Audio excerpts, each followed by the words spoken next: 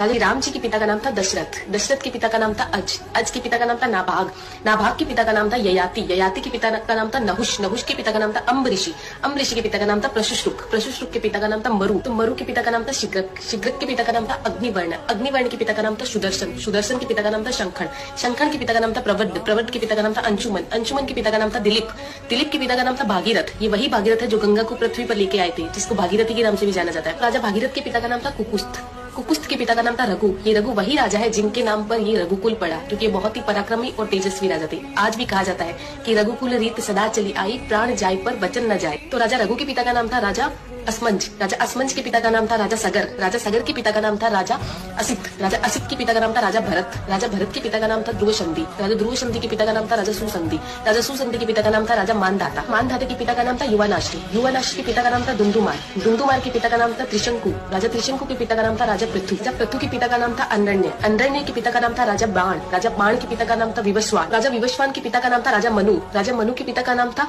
इक्ष्वाकु, इक्ष्वाकु के पिता का नाम था राजा कुक्षी, राजा कुक्षी के पिता का नाम था राजा विकुक्षी, राजा विकुक्षी के पिता का नाम था राजा कश्यप, राजा कश्यप के पिता का नाम था राजा मरीचि, राजा मरीचि के पिता का नाम था ब्रह्मा जी। तो इस हिसाब से हमारे प्रभु श्री राम जी ब्रह्मा जी की 39वीं पीढ़ी है।